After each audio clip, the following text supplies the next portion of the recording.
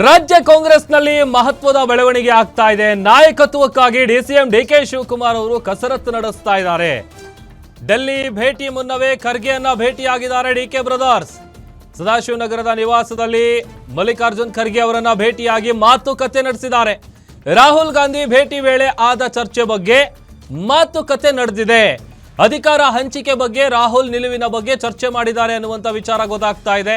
ಹೆಚ್ಚು ಕಡಿಮೆ ಸುಮಾರು 1 ಗಂಟೆಗಳ ಕಾಲ ಖರ್ಗೆ ಅವರ ಜೊತೆಗೆ ಮಾತುಕತೆಯನ್ನ ನಡೆಸಿದ್ದಾರೆ ಡಿಕೆ. ಮಾಧ್ಯಮಗಳಿಗೆ ಪ್ರತಿಕ್ರಿಯೆಯನ್ನ ಕೊಡದೆ ಡಿಕೆ ಸಹೋದರರು ತೆರಳಿದ್ದಾರೆ. ಜನವರಿ 16ನೇ ತಾರೀಕು ಅಂದ್ರೆ ನಾಳೆ ಹಬ್ಬ ಆದ್ಮೇಲೆ ಅದರ ಮಾರನೇ ದಿನ ಡೆಲ್ಲಿಗೆ ಹೋಗ್ತಾ ಇದ್ದಾರೆ ಡಿಕೆ ಶಿವಕುಮಾರ್ ಅವರು. ಆ ಒಂದು ಭೇಟಿಗೂ ಮುಂಚೆನೆ ಎಐಸಿಸಿ ಅಧ್ಯಕ್ಷ ಮಲ್ಲಿಕಾರ್ಜುನ್ ಖರ್ಗೆ ಅವರನ್ನ ಭೇಟಿಯಾಗಿ 1 ಗಂಟೆಗಳ ಕಾಲ ಚರ್ಚೆ ನಡೆಸಿದ್ದಾರೆ. ಈಗ ಆಲ್ರೆಡಿ ಮಂಡಕಳ್ಳಿ ಏರ್ಪೋರ್ಟ್ನಲ್ಲಿ ಒಂದು 8 ನಿಮಿಷ ಟೈಮ್ ಇತ್ತು. ಅದರಲ್ಲಿ 3 ನಿಮಿಷ ಬಿಡಿ ಅವ್ರಿಗೆ ವೆಲ್ಕಮ್ ಮಾಡಿಕೊಂಡ್ರು, ಮಾತಾಡಿದ್ರು. ಅದಾದ್ಮೇಲೆ ಸೈಡಿಗೆ ಹೋಗಿ ಮಾತಾಡಿದ್ರಲ್ಲ, ಇದ್ದಿದ್ದು 5 ನಿಮಿಷದಲ್ಲಿ ಡಿ ಕೆ ಶಿವಕುಮಾರ್ ಜೊತೆಗೂ ಮಾತನಾಡಿದ್ರು, ಸಿದ್ದರಾಮಯ್ಯ ಅವ್ರ ಜೊತೆಗೂ ಮಾತನಾಡಿದ್ರು. ಈ ಸಂದರ್ಭದಲ್ಲಿ ಏನೇನು ಚರ್ಚೆ ಆಗಿದೆ ಅನ್ನುವಂಥ ವಿಚಾರಕ್ಕೆ ಸಂಬಂಧಪಟ್ಟಂತೆ ಸುಮಾರು 1 ಗಂಟೆಗಳ ಕಾಲ ಮಾತುಕತೆಯನ್ನ ನಡೆಸಿದ್ದಾರೆ ಎಐಸಿಸಿ ಅಧ್ಯಕ್ಷರ ಜೊತೆ ಅಂತ ಗೊತ್ತಾಗ್ತಾ ಇದೆ. ಮತ್ತಷ್ಟು ಡೀಟೇಲ್ಸ್ ಕೊಡ್ತಾರೆ ನಮ್ಮ ಸ್ಪೆಷಲ್ ಕರೆಸ್ಪಾಂಡೆಂಟ್ ವೀರೇಶ್ ದಾನಿ ದೂರವಾಣಿ ಸಂಪರ್ಕದಲ್ಲಿ ಜಾಯ್ನ್ ಆಗಿದ್ದಾರೆ. ವೀರೇಶ್, 16ನೇ ತಾರೀಕು ಡೆಲ್ಲಿಗೆ ಹಾರ್ತಾ ಇದ್ದಾರೆ ಡಿ ಕೆ ಶಿವಕುಮಾರ್. ಇವತ್ತು ಎಐಸಿಸಿ ಅಧ್ಯಕ್ಷರನ್ನ ಭೇಟಿಯಾಗಿ 1 ಗಂಟೆಗಳ ಕಾಲ ಚರ್ಚೆ ನಡೆಸಿದ್ದಾರೆ. ಏನ್ ಮಾತನಾಡಿದ್ದಾರೆ? Inside story. Prabhu, DCM DK Shivakumar ಹಾಗೂ ಮಾಜಿ ಸಂಸದರಾಗಿರ್ತಕ್ಕಂಥ ಡಿಕೆ ಸುರೇಶ್ ಅವರು ಇವತ್ತು ಎಐಸಿಸಿ ಅಧ್ಯಕ್ಷ ಮಲ್ಲಿಕಾರ್ಜುನ್ ಖರ್ಗೆ ಅವರನ್ನ ಸದಾಶಿವನಗರದ ನಿವಾಸದಲ್ಲಿ ಭೇಟಿಯಾಗಿ ಸುಮಾರು 1 ಗಂಟೆಗಳ ಕಾಲ ಸುದೀರ್ಘವಾದಂತಹ ಚರ್ಚೆಯನ್ನ ನಡೆಸಿರುವಂತದ್ದು.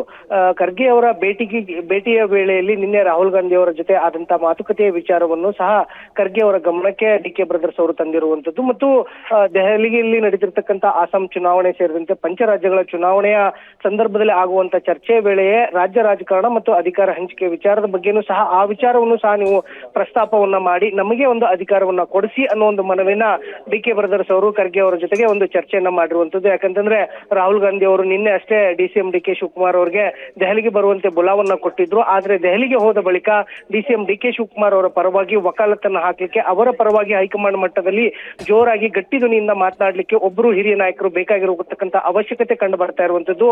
ಹೀಗಾಗಿನೇ ಈಗ ಖರ್ಗೆ ಅವ್ರನ್ನೇ ಮುಂದಿಟ್ಕೊಂಡು ರಾಹುಲ್ ಗಾಂಧಿ ಮತ್ತು ಸೋನಿಯಾ ಗಾಂಧಿ ಅವರನ್ನ ಮನವೊಲಿಸಲಿಕ್ಕೆ ಡಿಸಿಎಂ ಡಿಕೆ ಶಿವಕುಮಾರ್ ಅವರು ಸಾಕಷ್ಟು ಪ್ರಯತ್ನವನ್ನ ಮಾಡ್ತಾ ಇದ್ದಾರೆ. ಇದೇ ವಿಚಾರಕ್ಕೆ ಸಂಬಂಧಿಸಿದಂತೆ ಡಿಸಿಎಂ ಡಿಕೆ ಶಿವಕುಮಾರ್ ಅವರು ನಾಡಿದ್ದು ದೆಹಲಿಗೆ ಹೋಗ್ತಾ ಇರುವಂತದ್ದು. ಹೀಗಾಗಿನೇ ಮಲ್ಲಿಕಾರ್ಜುನ್ ಖರ್ಗೆ ಅವರನ್ನ ಮುಂದಿಟ್ಕೊಂಡು ಇದೀಗ ರಾಜ್ಯ ನಾಯಕತ್ವ ಬದಲಾವಣೆ ವಿಚಾರದ ಬಗ್ಗೆ ಚರ್ಚೆ ಮಾಡ್ಲಿಕ್ಕೆ ಡಿಸಿಎಂ ಡಿಕೆ ಶಿವಕುಮಾರ್ ಅವರು ಮುಂದಾಗಿರುವಂತದ್ದು. ಪ್ರಭು, ಓಕೆ, ಥ್ಯಾಂಕ್ ಯು ವೀರೇಶ್.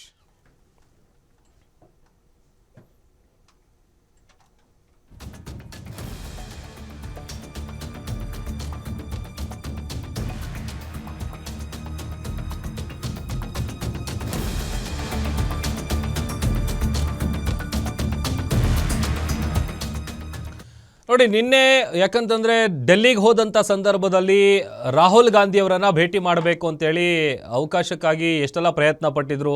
ಹೋದಂಥ ಪ್ರತಿ ಬಾರಿನೂ ಕೂಡ ಬರೀ ಕೈಯಲ್ಲಿ ವಾಪಸ್ ಬರ್ತಾಯಿದ್ರು, ಬಂದ ದಾರಿಗೆ ಸುಂಕ ಇಲ್ಲ ಅಂತೇಳಿ. ಯಾಕಂತಂದರೆ ರಾಹುಲ್ ಗಾಂಧಿ ಅವರನ್ನು ಮೀಟ್ ಮಾಡೋದಕ್ಕೆ, ಅವ್ರ ಜೊತೆ ಮಾತುಕತೆಯನ್ನು ನಡೆಸೋದಕ್ಕೆ ಯಾವುದೇ ರೀತಿಯಾದಂಥ ಅಪಾಯಿಂಟ್ಮೆಂಟ್ಗಳು ಸಿಗ್ತಾ ಇರಲಿಲ್ಲ. ಹೀಗಾಗಿ ಈಗ ನಿನ್ನೆ ಮಂಡಕಳ್ಳಿ ಏರ್ಪೋರ್ಟ್ನಲ್ಲಿ ಬಂದಿಳಿದಂಥ ಸಂದರ್ಭದಲ್ಲಿ 5 ನಿಮಿಷ ಏನು ಟೈಮ್ ಸಿಕ್ತು, ಆ ಸಂದರ್ಭದಲ್ಲಿ ಏನೆಲ್ಲ ಮಾತನಾಡಿದ್ದಾರೆ. ಅದರ ಜೊತೆಗೆ ಈಗ ಹೇಗಾದರೂ ಮಾಡಿ ಶತಾಯ ಗತಾಯ ಈ ಕುರ್ಚಿ ಕದನಕ್ಕೆ ಒಂದು ಫುಲ್ ಸ್ಟಾಪ್ ಇಡಬೇಕು, ಆಮೇಲೆ ಕೊಟ್ಟು ಮಾತನ್ನು ಉಳಿಸ್ಕೊಳ್ಬೇಕು ಅನ್ನುವಂಥ ನಿಟ್ಟಿನಲ್ಲಿ ಪದೇ ಪದೇ ಡಿಸಿಎಂ ಡಿಕೆ ಶಿವಕುಮಾರ್ ಅವರು ತೆರೆಮರೆಯಲ್ಲಿ ಕಸರತ್ತು ನಡೆಸ್ತಾ ಇರೋದು ಭಾಳ ಕ್ಲಿಯರಾಗಿ ಗೊತ್ತಾಗ್ತಾ ಇದೆ.